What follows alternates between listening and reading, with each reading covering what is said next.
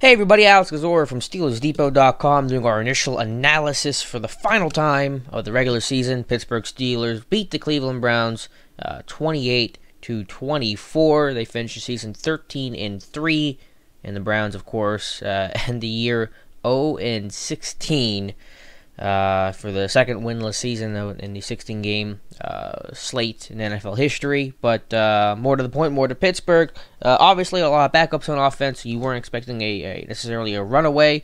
And you got to give credit to the offense, and that's where we'll start in this video. I thought Juju Jones did a pretty good job. I thought he showed some more accuracy on some of the stuff over the middle, which has always been his trouble spot. He's a guy that's typically worked best throwing the deep ball outside the numbers. He's got good touch and accuracy and a live enough arm to make some of those throws. Hooked up with Juju deep down the field, kind of underthrown. Juju made a great play on it, but a good rep overall. The first play of the game was a deep shot to Bryant, but I thought overall I liked what Jones did. Beyond what you knew, what he was capable of doing. Managing the offense well, not getting into too many third and longs. And it was tough, whenever you have to go to your third string center, Chris Hubbard, a guy that probably hasn't done it hardly at all. He did some stuff in camp. I don't know what he's been doing since. Probably not much, considering he spent so much time at right tackle. He's never really had to be the guy. Maybe he got some work this week. I don't know. But that was obviously an adventure. I think 3 bad snaps at least, and I'm sure some others that weren't perfect either. So overall, I thought Jones, managed to do it pretty good. Look at the stat line. I think, what was it? 23 or 27 with a touchdown. So, not the best performance, obviously. Jones is what Jones is, but overall I was happy with it. What I was really happy about was the Steelers' run game, because the Browns' run defense, believe it or not, is really tough. It's one of the best in the league. I know it's a crazy thing to say about a winless team, but coming into today, the Browns were only allowing 3.7 yards per carry. That was tied for first in the NFL. They got a good defensive line with Shelton. They got a rookie from Charlotte that's played well. They have some pieces there. Myles Garrett, of course, Carl Nass, the Penn State kid. So they've shut down the run pretty well. But I think by a little after the first quarter, the Steelers were already at 100 yards rushing, and I think for the day they averaged somewhere around 5 yards per carry. Ridley ran well. You saw the explosion. Toussaint had a couple nice runs. And, of course, the Steelers had, 2 backup offensive linemen in, and then eventually had to go to Hubbard as well to play center. So you get Filer in there. You get Finney, who gave way to Hubbard in there as well. So you have to give credit to the push they got. Filer seemed to play well at first blush, and just got a good push, and that was certainly helpful, because you weren't going to win this game without some sort of semblance of a run game.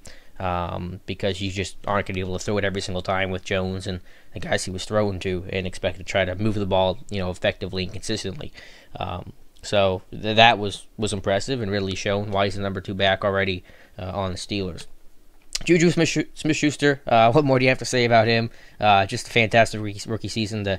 Ended appropriately the way it's been throughout the year. It's gotten better. The combative catches he makes, his ability to make plays after the catch, the kick return touchdown, obviously showing that size and toughness. The number one thing the Steelers look for in their kick returners, it's not necessarily game-breaking speed or whatever else. It's toughness. Because you're a guy that's going to take the ball 20 yards into a group of 10 guys plus the kicker, running 40 yards right at you, all trying to kill you. So that requires some toughness. And, Juju showed that size and toughness, breaking a couple tackles, hitting the hole, getting the field, not playing scared. And it was well blocked. So I think Rosie Nix had a really good block on that one. I'm sure others did as well, Toussaint and, excuse me, the rest of the group, because it's really a full effort to get those kinds of results. So Juju's just been fantastic. Can't say enough about him. Martavis Bryant had a solid game, not spectacular, but I think he's playing to his size more. He's getting more yak. He's tougher to take down. He's getting upfield. He's not dancing as much. So, I thought Bryant continues to play well, to play like himself, and hopefully that continues in the playoffs. The Steelers will certainly need it.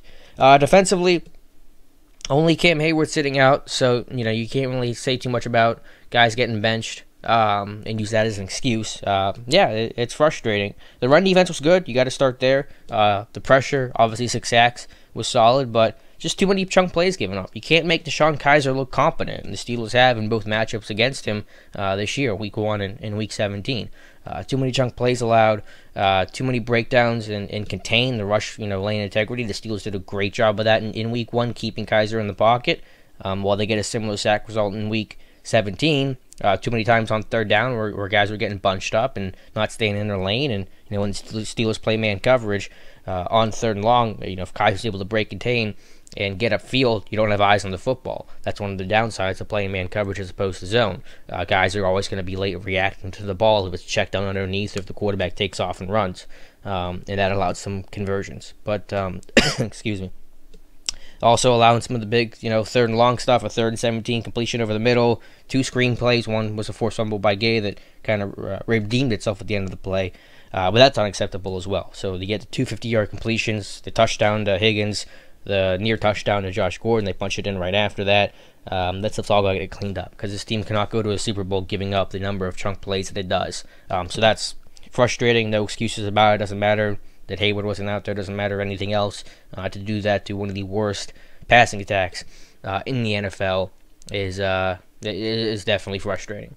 And so that's probably my number one concern going forward, is if this team can play consistently enough over a hypothetical 3 games if they get to the Super Bowl and not give those plays up. Because if you do, I just don't think you're going to win any individual game where you're going to those kinds of chunk plays. These games are going to be too close, teams too talented, the margin of error too thin to allow multiple 50-play receptions and think that you're going to win a game.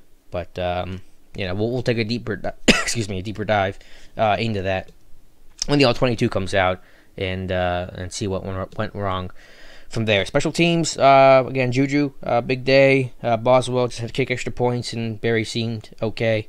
Nothing too crazy there. It's cold weather. I'm sure doesn't help trying to kick and punt of football.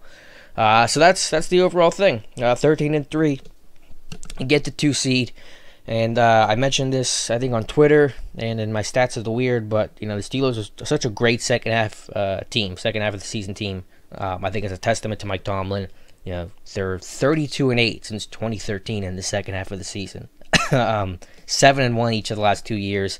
Tomlin always preaches about being a well-conditioned team, a team that can finish strong, and you really see, the preaching of that in the results of the Steelers the second half of the season. They have to be either the best or probably the second best second half team during that time span, going back to 2013 to finish that 8-8 year out, 6-2. So they went 6-2 for 3 straight years and 7-1 the last 2, which is really remarkable. Again, Tomlin always preaches conditioning, and you see why, and it's worked. So just something to remember about when it's Black Monday. You're going to see a lot of coaches get fired. We've already seen a couple so far as of me recording this around 8 o'clock.